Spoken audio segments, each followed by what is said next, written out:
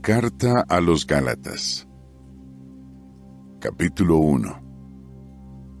De Pablo, apóstol no de parte de hombres, ni mediante algún hombre, sino mediante Jesucristo y Dios el Padre, que lo levantó de entre los muertos, y de todos los hermanos que están conmigo a las congregaciones de Galacia. Que tengan bondad inmerecida y paz de parte de Dios nuestro Padre y del Señor Jesucristo. Él se entregó por nuestros pecados, para rescatarnos de este sistema malvado, según la voluntad de nuestro Dios y Padre, a quien vaya la gloria para siempre jamás. Amén. Me sorprende que se estén alejando tan rápido del que los llamó por medio de la bondad inmerecida de Cristo, y que estén siguiendo otra clase de buenas noticias. No es que haya otras buenas noticias, sino que hay algunos que les están causando problemas, y que quieren distorsionar las buenas noticias acerca del Cristo. Sin embargo, si alguien, incluso si fuera uno de nosotros o un ángel del cielo, les predicara algo distinto de las buenas noticias que nosotros les hemos predicado, que sea maldito. Les repito lo que hemos dicho antes. Sea quien sea el que les predique algo distinto de las buenas noticias que aceptaron, que sea maldito. ¿Estoy tratando de ganarme a los hombres o a Dios? ¿Acaso estoy tratando de agradar a los hombres? Si todavía estuviera agradando a los hombres, no sería esclavo de Cristo. Porque quiero que sepan, hermanos, que las buenas noticias que les prediqué no son de origen humano, pues no las recibí de ningún hombre ni me las enseñaron, sino que las recibí por medio de una revelación de Jesucristo. Claro, ustedes oyeron hablar de mi conducta cuando practicaba el judaísmo. Oyeron que perseguía con intensidad a la congregación de Dios y que intentaba destruirla. Además, estaba progresando en el judaísmo más que muchos de mi nación que tenían mi edad, ya que mostraba mucho más celo por las tradiciones de mis padres.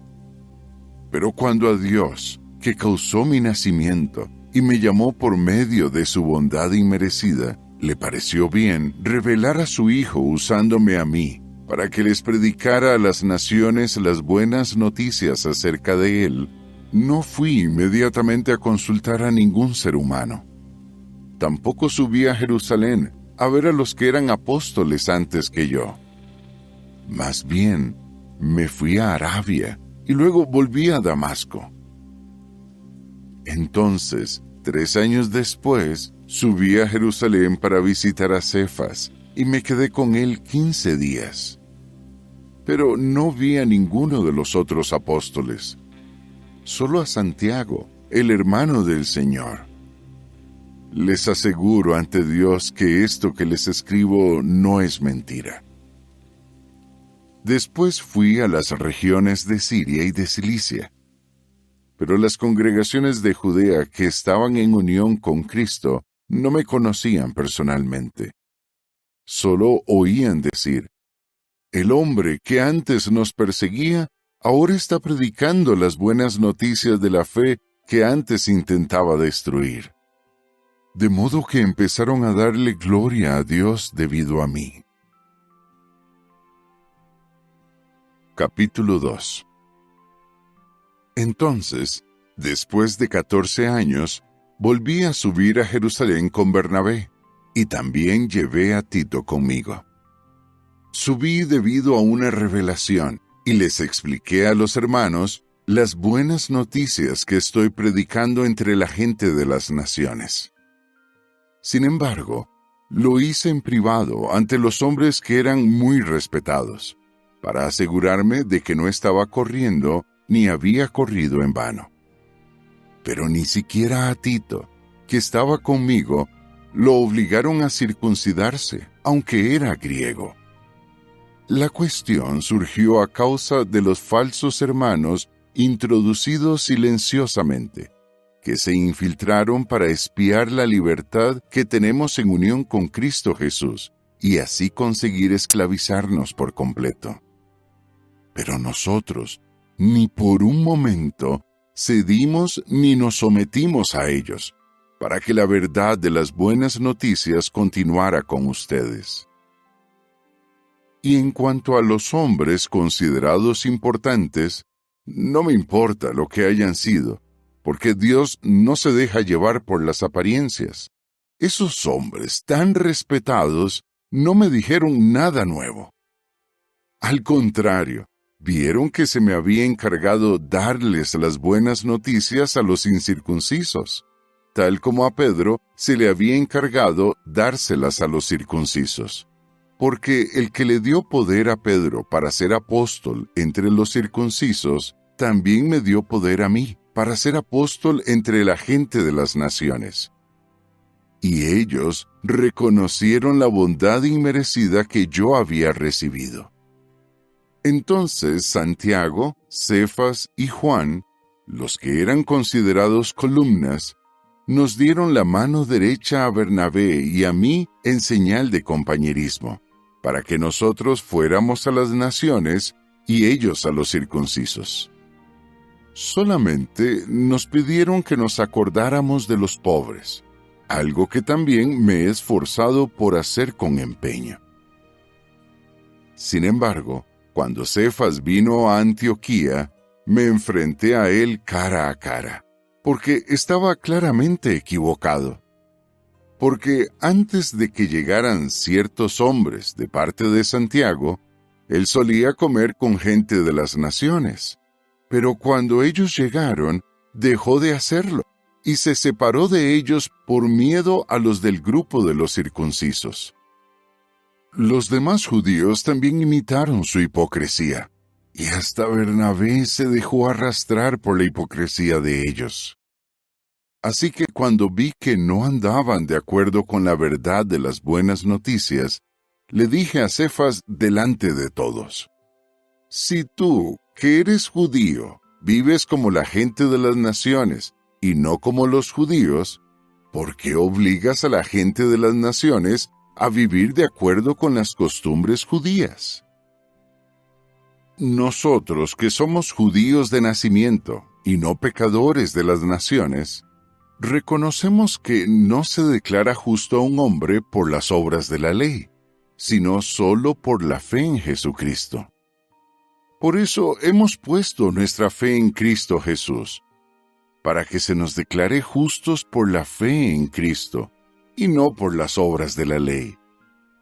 Porque nadie será declarado justo por las obras de la ley. Ahora bien, si nosotros nos estamos esforzando por ser declarados justos mediante Cristo, y aún así se nos ha hallado pecadores, ¿significa eso que Cristo está al servicio del pecado? ¡Claro que no!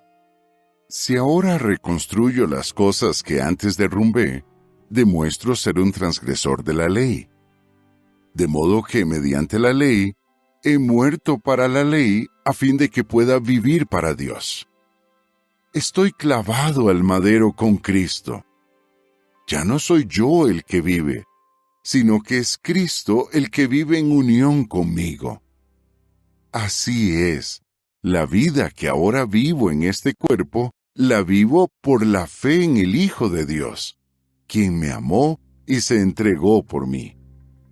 Yo no rechazo la bondad inmerecida de Dios, porque si la justicia se alcanza por medio de la ley, entonces de nada sirvió que Cristo muriera. Capítulo 3. Oh, Gálatas insensatos, ¿quién los ha engañado a ustedes, a quienes se les describió claramente la muerte de Jesucristo en el madero? Solo quiero preguntarles esto: ¿recibieron ustedes el Espíritu por las obras de la ley o por su fe en lo que oyeron? ¿De veras son tan insensatos? Después de haber comenzado un camino espiritual, ¿terminan yendo por un camino carnal? ¿Han pasado por tantos sufrimientos en vano? Estoy seguro de que no ha sido en vano. Entonces, el que les da el Espíritu y realiza milagros entre ustedes, ¿lo hace por sus obras de la ley o por su fe en lo que oyeron? Es lo que pasó con Abraham. Puso su fe en Jehová y fue considerado justo. De seguro ustedes saben que los que se aferran a la fe son hijos de Abraham. Pues bien, cierto pasaje de las Escrituras, previendo que Dios declararía justa a gente de las naciones por su fe, le anticipó las buenas noticias a Abraham al decir: por medio de ti todas las naciones serán bendecidas. Por lo tanto, los que se aferran a la fe son bendecidos junto con Abraham, que tuvo fe. Todos los que ponen su confianza en las obras de la ley están bajo una maldición, porque está escrito: maldito sea todo el que no persista en hacer todas las cosas escritas en el rollo de la ley. Además, es evidente que nadie es declarado justo ante Dios por obedecer la ley, porque está escrito que el justo vivirá por su fe. La ley no se basa en la fe, sino que dice que el que hace estas cosas vivirá gracias a ellas. Cristo nos compró y nos liberó de la maldición de la ley, llegando a ser una maldición en lugar de nosotros, porque está escrito: maldito sea todo el que sea colgado en un madero. Esto fue para que la bendición de Abraham llegara a las naciones por medio de Cristo Jesús, para que por nuestra fe recibiéramos el Espíritu prometido. Hermanos, les pongo un ejemplo de la vida diaria. Cuando se ha validado un pacto, aunque lo valide un simple hombre, nadie puede anularlo ni añadirle nada. Pues bien, las promesas se las hicieron a Abraham y a su descendencia. No dice «y a tus descendientes», como si estuviera refiriéndose a muchos, sino que dice «y a tu descendencia», refiriéndose a uno solo, Cristo.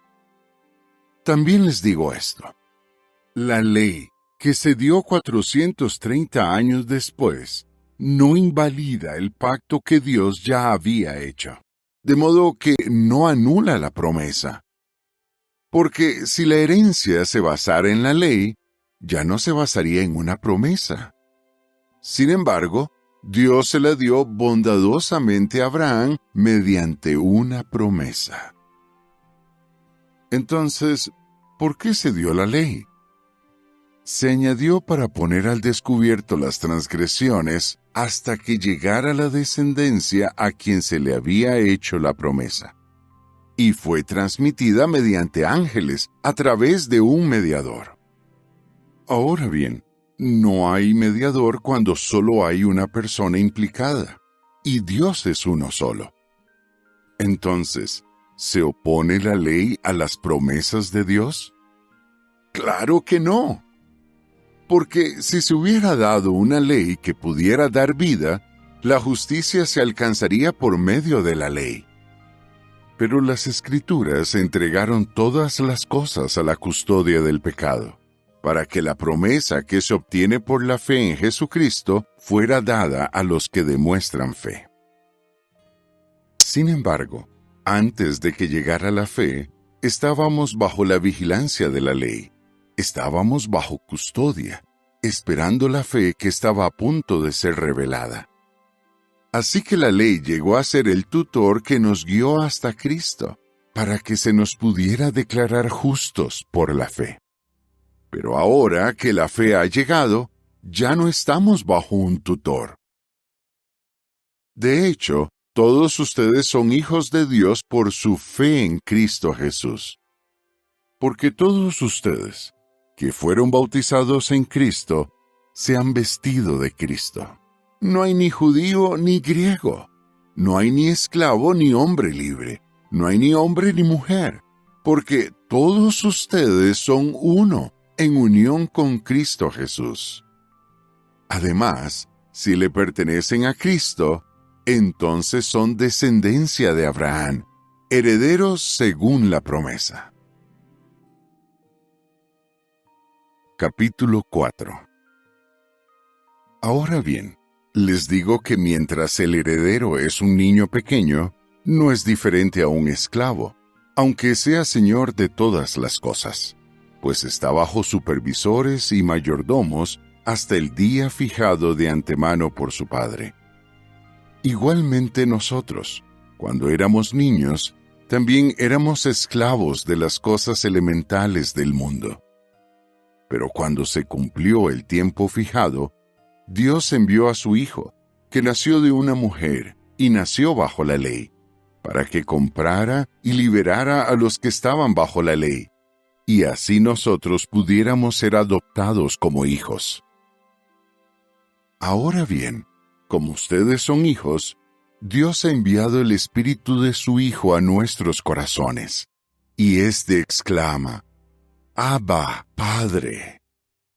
Así que ya no eres esclavo, sino hijo.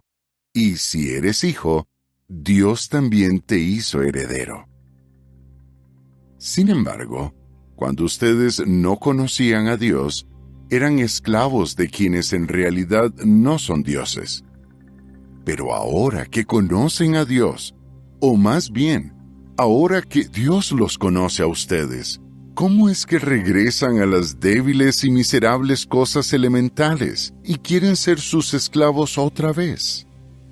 Están celebrando estrictamente días, meses, épocas y años. Temo por ustedes, porque quizás haya malgastado mis esfuerzos en ustedes. Hermanos, les ruego que sean como yo, porque yo también fui como ustedes. Ustedes no me trataron mal, pero saben que fue debido a una enfermedad que pude predicarles las buenas noticias por primera vez. Y aunque mi estado físico fue una prueba para ustedes, no me trataron con desprecio ni con repugnancia. Al contrario, me recibieron como a un ángel de Dios, como a Cristo Jesús. ¿Dónde está aquella felicidad que tenían? Porque doy fe de que si hubiera sido posible, se habrían sacado los ojos y me los habrían dado. ¿Y ahora soy su enemigo porque les digo la verdad? Ellos están ansiosos por ganárselos a ustedes, pero no tienen buenas intenciones. Quieren separarlos de mí para que ustedes deseen seguirlos a ellos. Sin embargo, es bueno que siempre haya alguien que con buenas intenciones trate de ganárselos con empeño, y no solo cuando yo esté presente con ustedes, hijitos míos, por quienes vuelvo a sufrir dolores de parto, que seguirán hasta que Cristo tome forma en ustedes. Me encantaría estar con ustedes ahora mismo y hablarles de otra manera, porque me tienen desconcertado. Díganme ustedes, los que quieren estar bajo la ley, ¿no oyen lo que dice la ley? Por ejemplo, está escrito que Abraham tuvo 2 hijos, uno de la sirvienta y otro de la mujer libre. El de la sirvienta nació como cualquier otro humano, mientras que el de la mujer libre nació debido a una promesa. Todo esto puede verse como una historia simbólica, pues estas mujeres representan 2 pactos. Uno se hizo en el monte Sinaí, el cual da a luz esclavos y es como Agar. Agar representa el Sinaí, una montaña de Arabia, y corresponde a la Jerusalén de hoy, porque ella está en esclavitud junto con sus hijos. Pero la Jerusalén de arriba es libre, y ella es nuestra madre. Porque está escrito: Alégrate, mujer estéril que no das a luz. Grita de alegría, mujer que no tienes dolores de parto. Porque los hijos de la mujer abandonada son más numerosos que los de la mujer que tiene esposo. Pues bien, hermanos, ustedes son hijos de la promesa, igual que lo fue Isaac. Pero tal como en aquel entonces el hijo que nació como cualquier otro humano se puso a perseguir al que nació por obra del Espíritu, lo mismo pasa ahora. Sin embargo, ¿qué dicen las Escrituras? Echa de aquí a la sirvienta y a su hijo. El hijo de la mujer libre de ningún modo compartirá su herencia con el hijo de la sirvienta. Por lo tanto, hermanos, no somos hijos de una sirvienta, sino de la mujer libre. Capítulo 5. Cristo nos liberó para que tuviéramos esa libertad. Así pues, manténganse firmes y no se dejen someter de nuevo a un yugo de esclavitud. Miren, yo mismo, Pablo, les digo que si se circuncidan, de nada les servirá lo que hizo Cristo. De nuevo le digo a todo el que se circuncide que está obligado a obedecer toda la ley. Ustedes, los que tratan de ser declarados justos por medio de la ley, están separados de Cristo. Se han apartado de su bondad inmerecida. En cambio, nosotros, por medio del Espíritu, esperamos ansiosos la deseada justicia que se obtiene por la fe. Porque al estar en unión con Cristo Jesús, ni la circuncisión ni la incircuncisión sirven de nada. Lo que sí sirve es la fe que actúa por medio del amor. Ustedes estaban corriendo bien. ¿Quién les puso obstáculos para que no siguieran obedeciendo la verdad? Ese tipo de razonamientos no procede del que los está llamando. Un poco de levadura fermenta toda la masa. Confío en que ustedes, que están en unión con el Señor, no pensarán de otro modo. Pero el que les está causando problemas, sea quien sea, recibirá la sentencia que merece. En cuanto a mí, hermanos, si todavía estoy predicando la circuncisión, entonces ¿por qué se me sigue persiguiendo? Si estuviera haciendo eso, habría desaparecido el obstáculo del madero de tormento. Ojalá se castraran los hombres que tratan de confundirlos. Ustedes fueron llamados para que tengan libertad, hermanos. Pero no vean esa libertad como una oportunidad para realizar los deseos de la carne, sino que por amor sean esclavos unos de otros. Porque toda la ley se cumple con este mandamiento: ama a tu prójimo como te amas a ti mismo.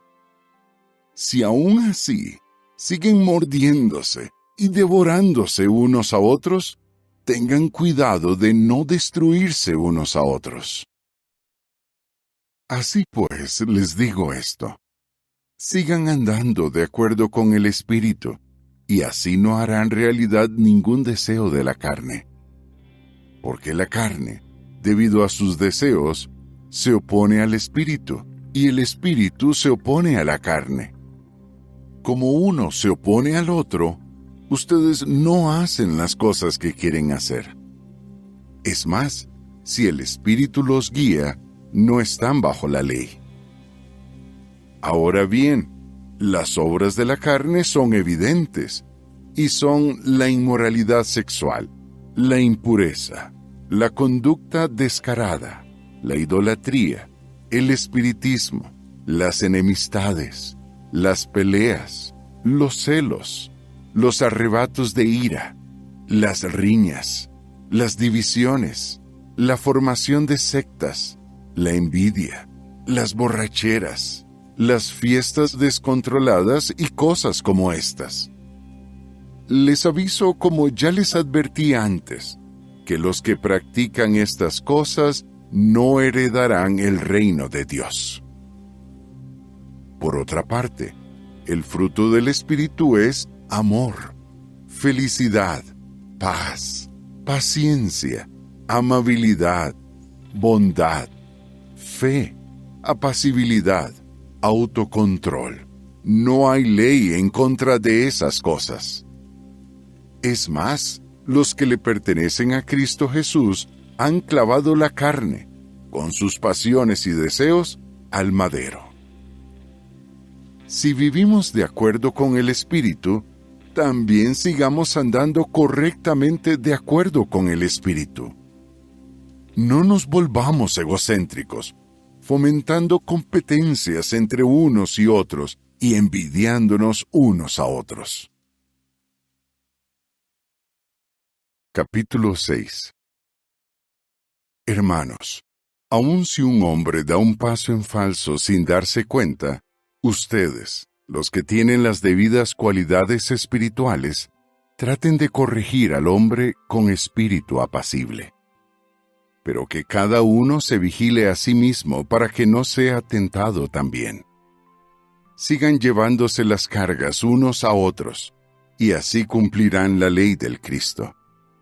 Porque si alguien se cree que es algo cuando no es nada, se está engañando a sí mismo. Pero que cada uno examine sus propias acciones, y entonces tendrá razones para alegrarse por lo que él mismo ha hecho, sin compararse con otra persona. Porque cada uno llevará su propia carga de responsabilidad. Además, que cualquiera a quien se le esté enseñando la palabra, comparta todo tipo de cosas buenas con el que le enseña. No se engañen. Nadie puede burlarse de Dios. Porque lo que uno esté sembrando es lo que cosechará. El que siembra pensando en su carne cosechará de su carne la corrupción, pero el que siembra pensando en el Espíritu cosechará del Espíritu la vida eterna.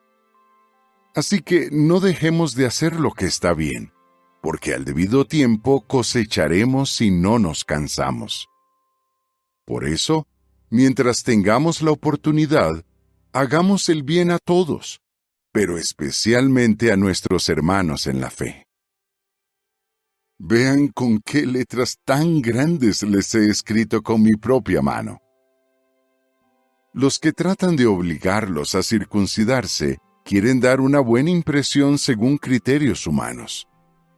Lo hacen solo para no ser perseguidos a causa del madero de tormento del Cristo. Porque ni siquiera los que se circuncidan cumplen la ley, pero quieren que ustedes se circunciden para presumir de lo que se le ha hecho al cuerpo de ustedes. Pero yo espero no presumir nunca de nada, solo del madero de tormento de nuestro Señor Jesucristo, mediante quien el mundo ha muerto para mí, y yo para el mundo. Porque lo importante no es la circuncisión, ni la incircuncisión, sino ser una nueva creación.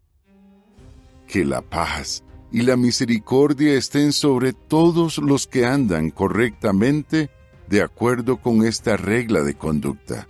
Sí, sobre el Israel de Dios. De ahora en adelante, que nadie me cause problemas, porque llevo en mi cuerpo las marcas de un esclavo de Jesús. Hermanos, que la bondad inmerecida de nuestro Señor Jesucristo esté con el Espíritu que ustedes demuestran. Amén.